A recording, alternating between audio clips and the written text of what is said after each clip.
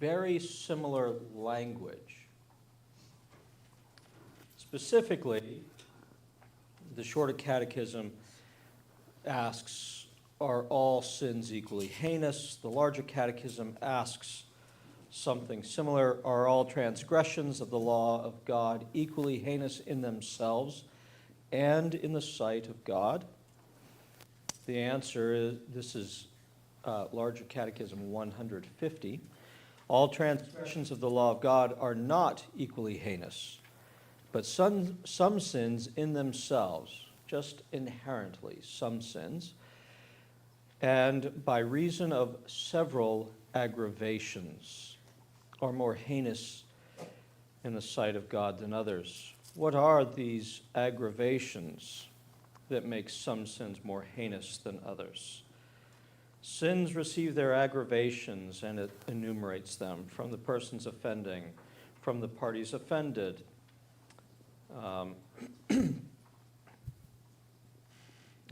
Skipped one. From the nature and quality of the offense, from the circumstances of time and place. So it lists aggravations. And what it really means is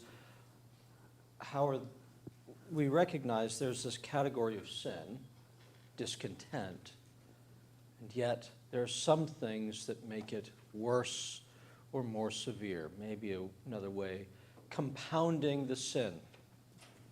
And so that's what this chapter is really dealing with.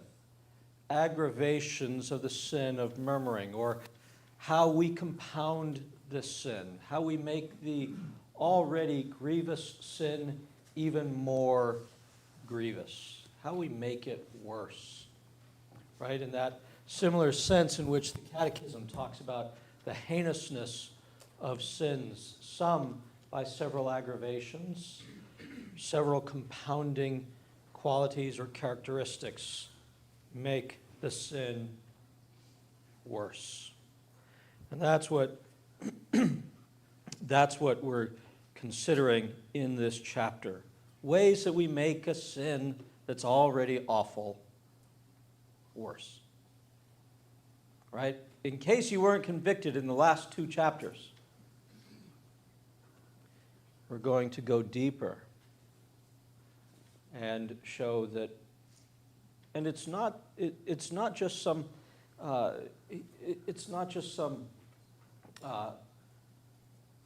esoteric thought experiment that he's engaged in, because as he goes into these, he really gets down to a place that most of us can see ourselves either at one point or maybe even currently fighting these sins. So these are practical lessons. He's not just intending to heap misery upon misery. It may feel like it at times as you read through it, but it's really a practical study so that you know the depth of the sin that you struggle with. But then as we will go on through the study, we'll come to the remedy so that you can understand the depth of the sin, what you need to do then to get out of that hole, and then you can rejoice in what God does or what Christ has done to bring you through that, right? And we have a better appreciation of those things when we first understand just practically the depth of the sin that we are struggling with. So, believe that he enumerates 11, I believe it's 11 in this chapter. 11 aggravations, 11 ways in which we make the sin more grievous.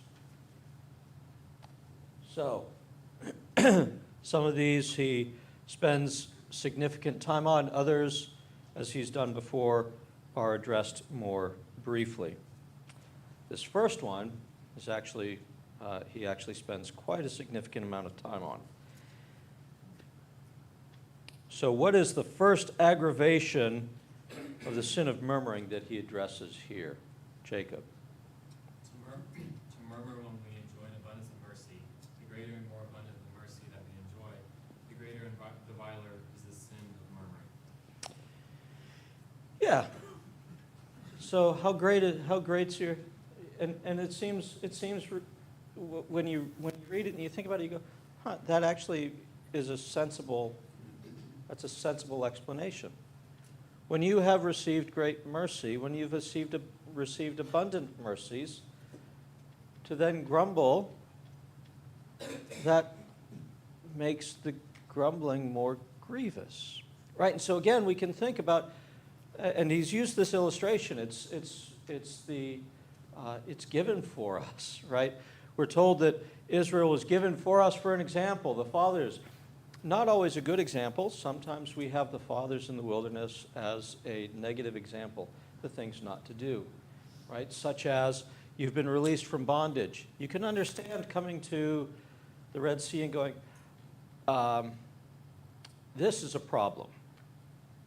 I can't go back because Pharaoh's army is there. I can't go forward because there's a body of water that we can't cross. And we've just weighted ourselves extra with all the gold that we took from our neighbors. You can understand that first problem. But then the sea parts, you walk through on dry land, you get everybody through, and when Pharaoh's army is in the midst of it, the sea comes back and drowns them. Now, it's easy for us because we're not there, but it's easy for us then to say, I would never forget that. Right? Now, remember, every time you say, why did so-and-so do such and such? We have all, in our own way, done the very same thing. Don't think that you're above the disciples running away from Christ when he's arrested. Right? How many of us would have stayed? Well, it's easy for us, not in that situation, to say, I would have stuck it out. I would have. And I wouldn't have done what Peter did. I wouldn't have denied it. I wouldn't have done what Israel did after seeing God part the Red Sea, going through it dry. I wouldn't have done what they did 2 days later, saying, I'm thirsty. I'm hungry. Let's go back so that we can get food. Right? It's easy for us to say, I would never do that. But really, evaluate your own situation and your own circumstances. Have we not been blessed with much?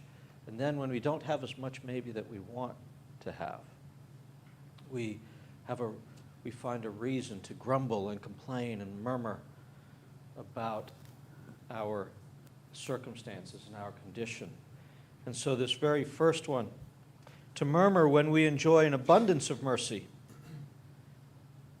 the greater and more abundant that mercy that we do enjoy, the greater and viler the sin of murmuring.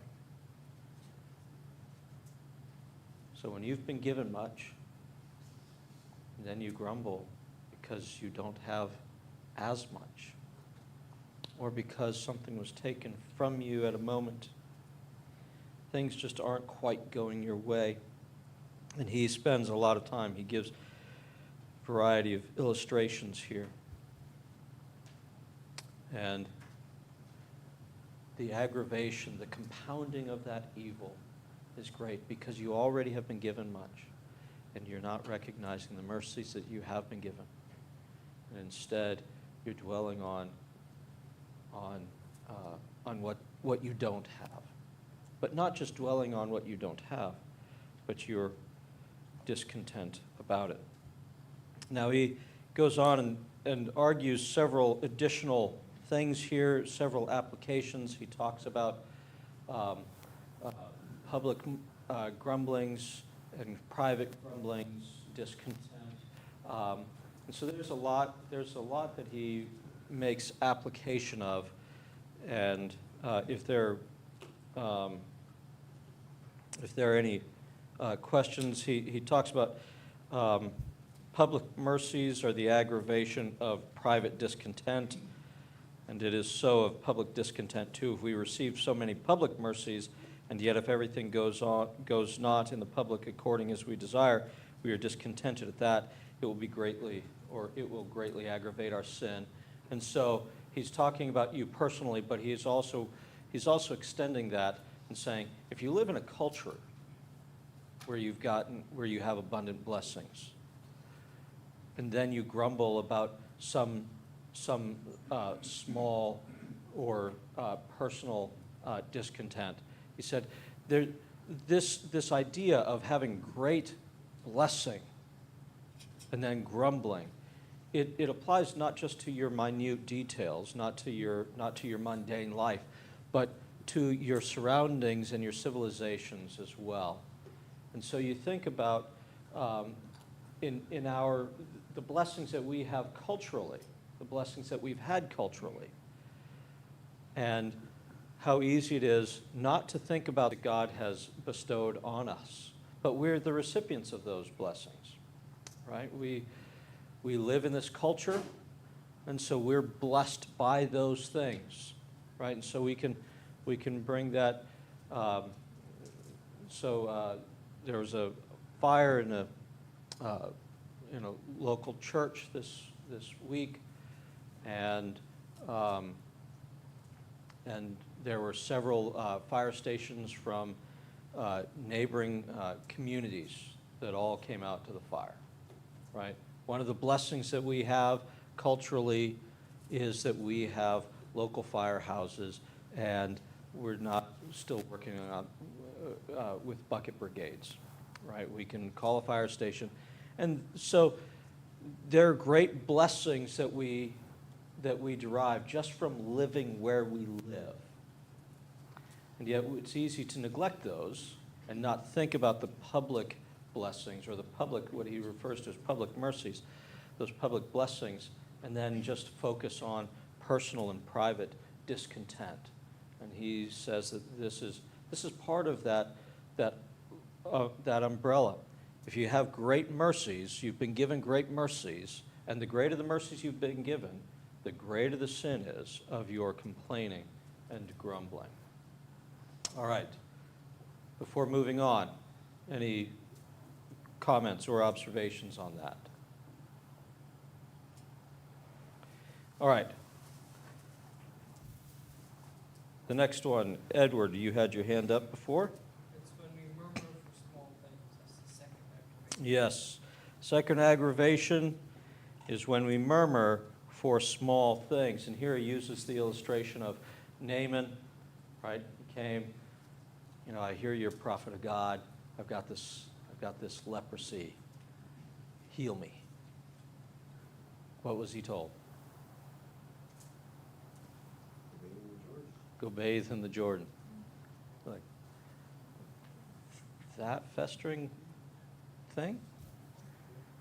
That's not clean. And so he grumbled. And so this is the illustration. Why should I do that? If the Lord had required you to suffer some great thing, would you not have been willing to suffer it? Right? How much the small and the insignificant thing how often does the small and insignificant thing become the thing that really puts us over the edge? Right? It's the little splinter. It's the little thing. I can bear with great things. I can deal, I can deal patiently with this type of thing. But the little thing, I can't. Well, Mr. Burroughs says that's a great aggravation. If you can endure the big thing, you should also then be able to endure the little thing. But so when we grumble over the small things and we're discontented by the small things, this is another great sin. And he uses an illustration. I like this illustration. Read it to my daughter. He says, suppose God gives a woman a child who has all his limbs and parts complete, a child who is very comely. Again, we don't speak much this way, but a child who is very comely with excellent gifts, wit, and memory. But maybe there is a wart growing on the finger of the child, and she murmurs at it. And oh, what an affliction this is to her. She is so taken up with it that she forgets to give any thanks to God for her child, and all the goodness of God to her in the child is swallowed up in that one thing. Wouldn't you say this was folly and a very great evil for the woman to do so? Truly, our afflictions, if we weighed them aright, are but such things in comparison to our mercies. Right? And so when we grumble over the small things, again, related to that first point, when we grumble over the small things, when we have been given greater things, what an aggravation of our sin. All right, next, number 3. Yes, Allie. For men of gifts and abilities to whom God has given wisdom, to be discontented and murmur is more than if others do it. Yeah. So to whom much is given, much is required, right? Those that have been given much, and not just in terms of the temporal prosperity, but those, and so he specifically points to gifts and abilities to whom God has given wisdom, right? So positions of prominence. To grumble when you have been given position and status and standing, but especially, he points to the gifts and abilities when you have, and so he talks about those in public service, men of understanding who have wisdom, whom God employs in public service. It's a great evil, because again, think about how Solomon's sins were compounded after having been referred to as the one, right, when God said, ask anything. And so he asked for wisdom, and he's given great wisdom. But then how grievous are the sins that fly in the face of that wisdom. And so you can see how complaining when you've been given such a great position, such great gift and ability would be a grievous evil. All right. And what is the next one? Number 4. Rebecca. The consideration of the freeness of all God's mercies to us. Okay, so what does it mean, the freeness of all God's mercies? What are we actually considering?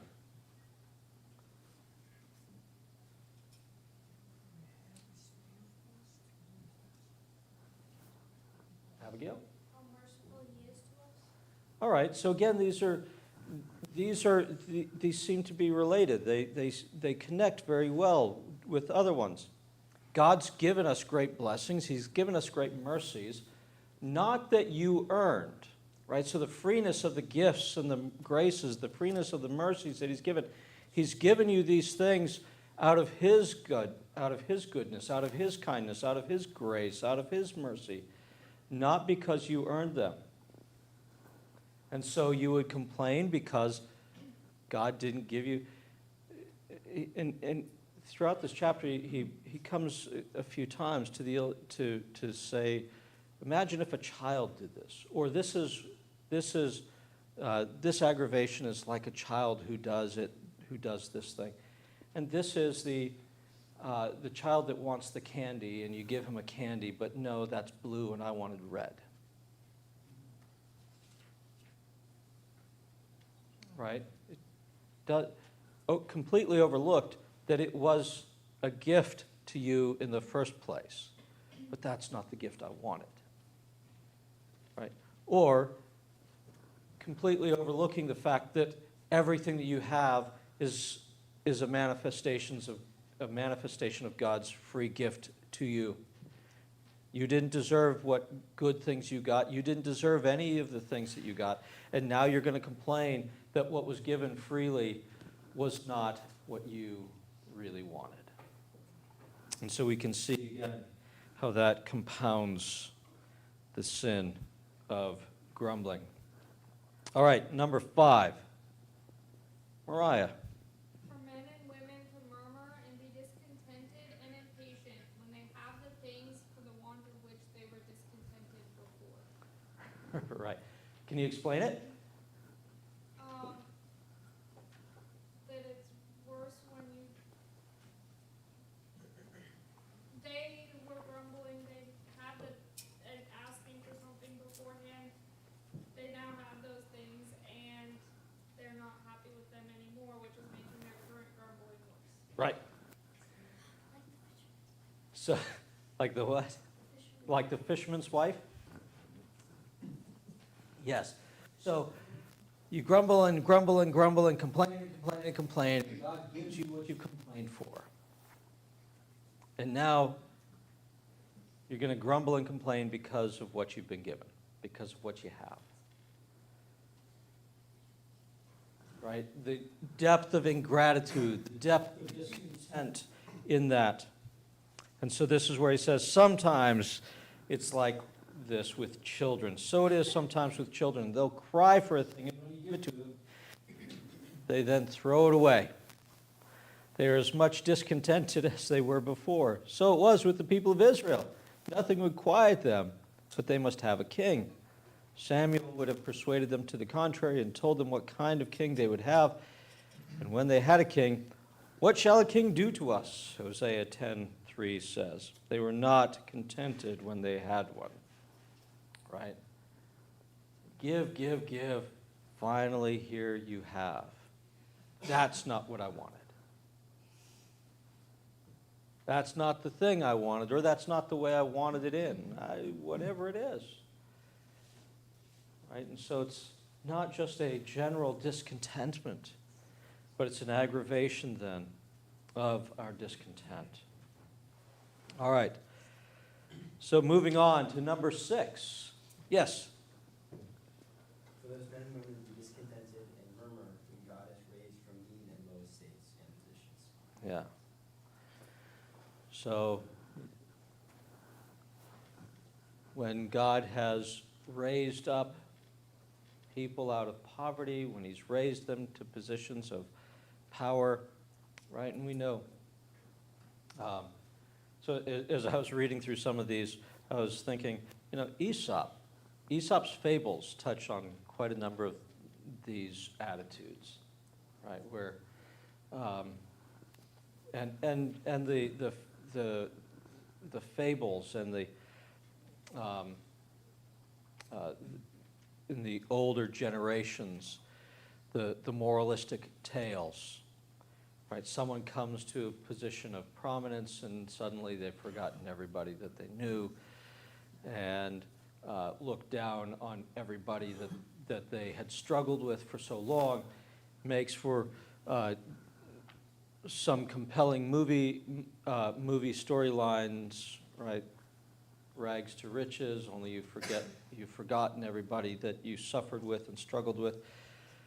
So someone whom God has raised from mean and low estates and positions, and it's not just that they have forgotten what they had or what they were brought from, it's that they actually complain when they've arrived at that elevated position, when God has brought them from poverty into wealth, and then they complain about the wealth that they have.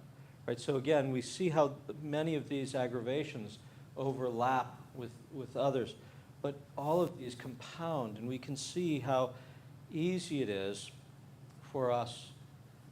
We can see easily how this applies to us because of our own discontent. How sometimes when we've been given much, or when we have been given things that we didn't deserve, or things that we didn't earn, yet we're still not content, we're still not happy, but we grumble and complain about the hand that we've been dealt. All right. So questions or comments before we continue on?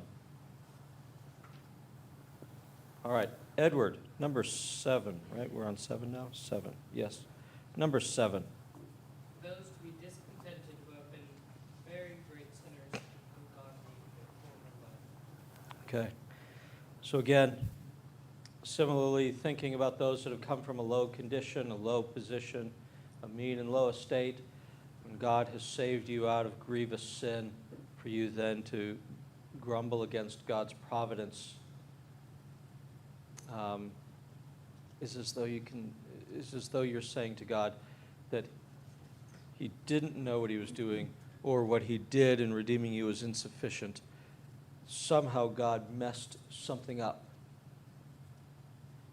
Instead of recognizing the magnitude of the sin from which you were redeemed, from which you were saved, the guilt of which you no longer bear because Christ bore it, instead of recognizing that, you think instead that you should demand more or something other from God. Right? And how much that flies then in the face of God, a slap, as it were, in his face, to say that saving me from my ungodly life, saving me from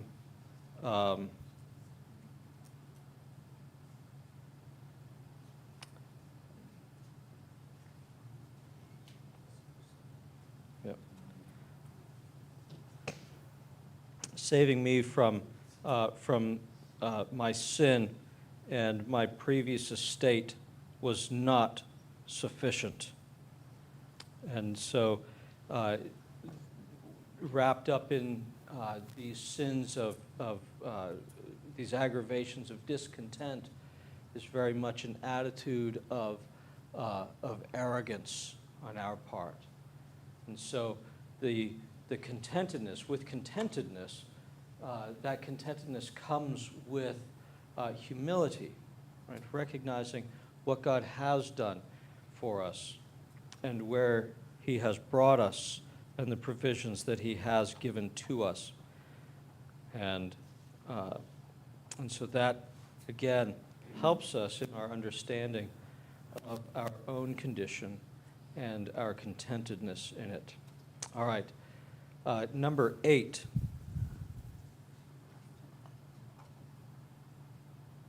Mariah.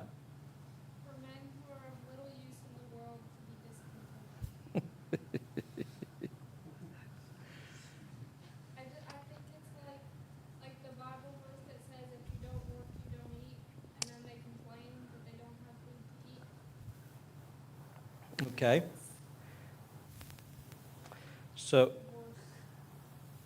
So he said, if you have a beast that you make much use of, you will feed it well. But if you have but little use of him, then you turn him into the commons, right? Or just put him out into the grazing lands.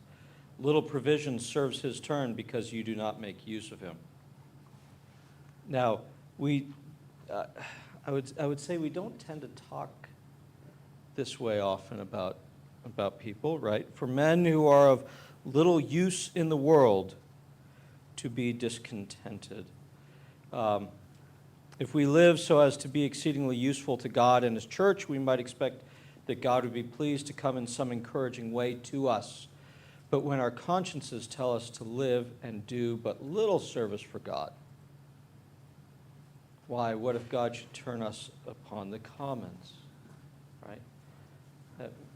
Really, the idea is that we expect God to pour out great abundance upon us, great mercies, great privileges, great blessings, without in turn, and it really is, without giving him what he has commanded us to give him.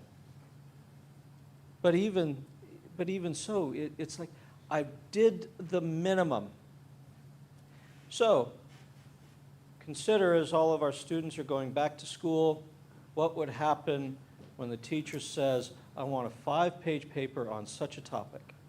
And you write a 5-page paper on such a topic, and it gives you barely a 78. You go, why didn't I get an A? You said a 5-page paper on the topic. I did that. Yes, it was 5 pages, and it did talk about that topic. But there was no punctuation. There were no paragraph divisions. You didn't even capitalize names. You don't deserve a 70. I'm giving you the best possible outcome, and yet you would grumble, right? You should have gotten less, right, to the point. It shouldn't have been a 78, right? Or, you can think of, but that's what it is. I did the barest possible thing, right? What is it that God requires of us? And so we can answer what God requires of us, but how much of our life are we really willing to give to God? Well, and on the Sabbath, on the Lord's Day, how much of this day do we want to give to God? We came at 9:20, and we'll stay through worship, and maybe we'll leave. Maybe we'll even stay through Sunday school. But I've got things that I need to get to, so I need to go on, and I need to, right? And so we keep finding excuses not to give God what the service that he really requires. But we were in worship Sunday morning, right? So we give him the bare minimum. This is the sort of thing that he's referring to when he says that men who are of little use, right? It's not of little ability. It's not of diminished capacities, but men who actually should give the due that God is worthy to receive and are not willing to give it to him. Right? And so we can think a little bit of the illustration of Ananias and Sapphira. And they sold everything they had, and they brought the proceeds to the apostles. And the apostles said, is this really, they said, this is everything that we got from the sale of all of our stuff. Is that really what you got for all of your stuff? Yes, while really hiding and retaining some of it for themselves. The problem wasn't keeping some of it, right? The apostle goes on and tells us it wasn't really whether they kept some of it. It was that they said that they weren't keeping it. Right? So they did the bare minimum. Right? They brought the stuff. They were sharing stuff. It was good, but no, it's not an exact analogy, I understand. But they when they said that they were giving much, but they gave less, God was displeased with that. And so in our own service to God, when we should give much and we don't give it, why? It's really illogical. This is really illogical. Why would you expect more in return? Why would you expect more blessing in return for what you have given? But no, our attitude is, I want more. God, I want more. Give me more. I'm not happy with what you've given me. But we don't ever say, what more should I do? What more can I do? And so he distinguishes between those who do little service as opposed to those that do useful, or he says exceedingly useful service to God and his church. Any questions on that? All right, moving on. Number 9. Edward. For us to be discontented at a time when God is about to humble us. Yeah, now he talks about some of these, and you go, I just don't, how do I know when God is about to humble me? right? It should be the care of a Christian to observe what are God's ways toward him. What is God about to do with me at this time? Is God about to raise me, to comfort me? Let me accept God's goodness and bless his name. Let me join with the work of God when he offers mercy to me, so take the mercy he offers. But again, is God about to humble me? Is God about to break my heart and to bring my heart down to him? Let me join with God in this work of his. This is how a Christian should walk with God. It is said that Enoch and Noah walked with God. What is that? It is to observe what work God is now about and to join with God in that work of his, so that according as God turns this or that way, the heart should turn with God and have workings suitable to the workings of God toward him. But now I am discontented and murmuring because I am afflicted. But that is why you are afflicted, because God would humble you. And so when God is humbling you, is God humbling you? Is God bringing you through a valley of affliction because he's humbling you in some way? And yet your response would be to grumble when God is working in you, when God is humbling you, because you thought too great of yourself. But God's design is to humble you. And so a little bit of this is not understanding, we can in a different you're misreading the room. You're not understanding what's really happening. Right? God is humbling you, and he's humbling you. This is a deliberate act of God. It's his purpose to humble you, either because you were arrogant, because you were self-exalted for some reason or another, and God is humbling you.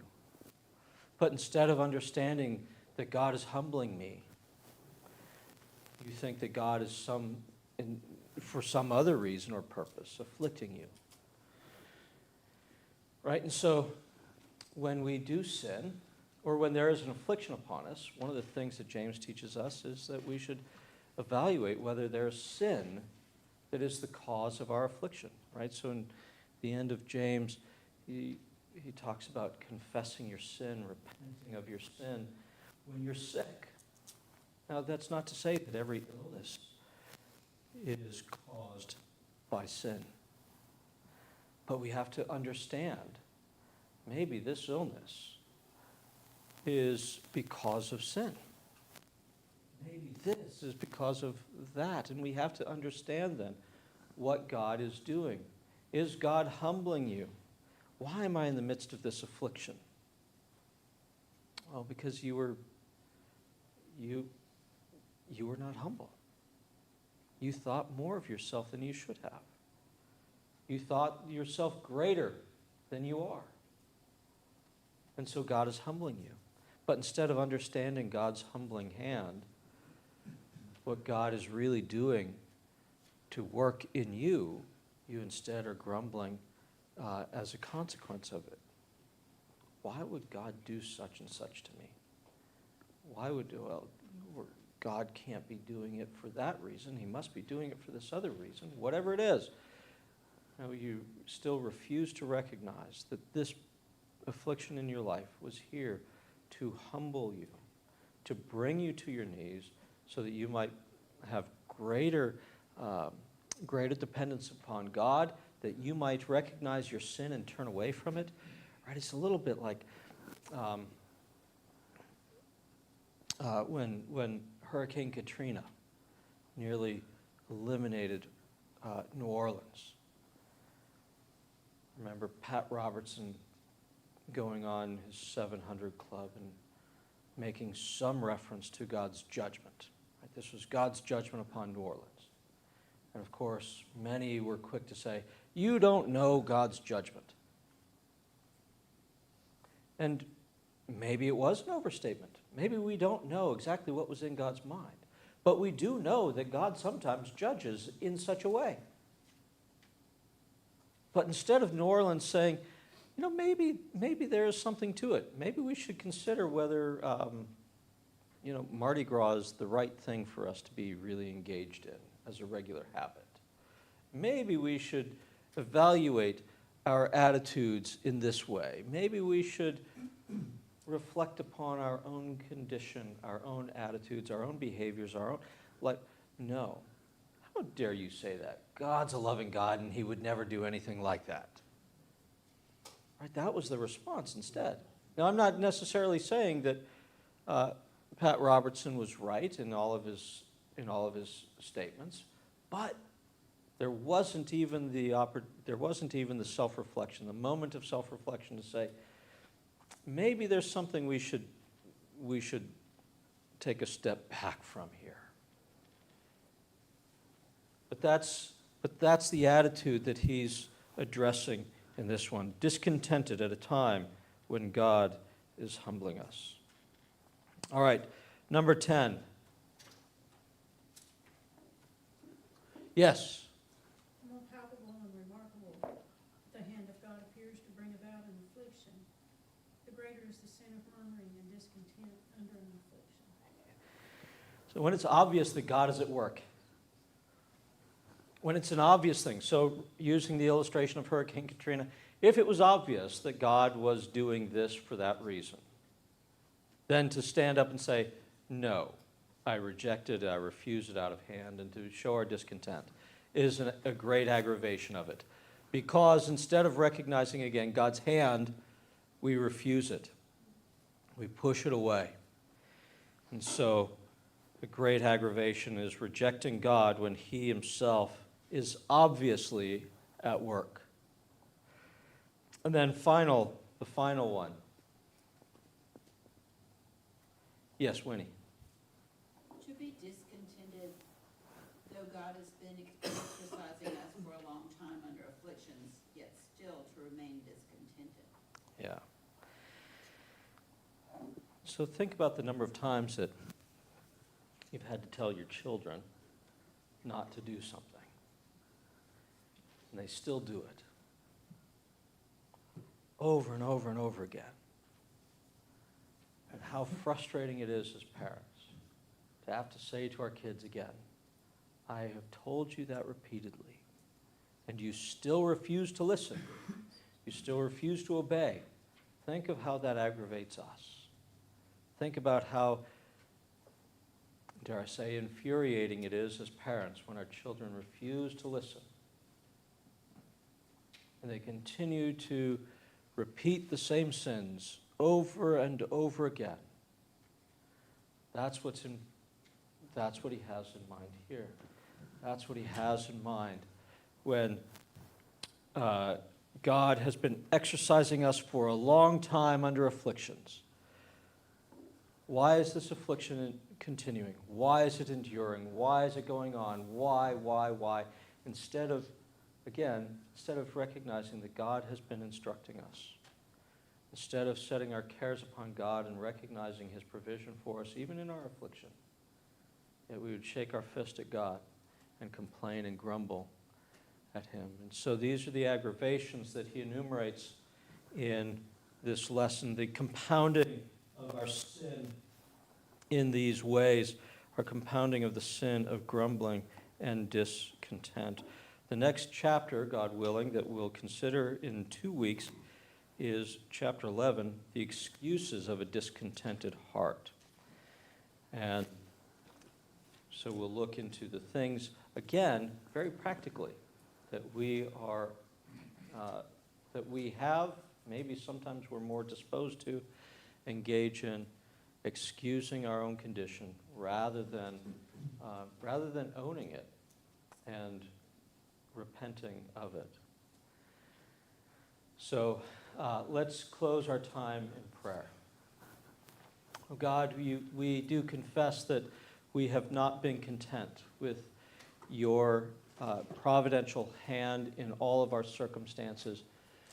We confess that we have not been grateful, that we have not recognized your hand, your provision, your care, even in our afflictions. And so we have been discontent, we have grumbled, we have been careless in our faith and in our love and service to you. And so we further compound our sin We ask that you would forgive us for Christ's sake, and that you would continue to work in us by your Spirit to make us more like our Savior, to teach us gratitude, to teach us contentment, to teach us how we might live happily in your providential care.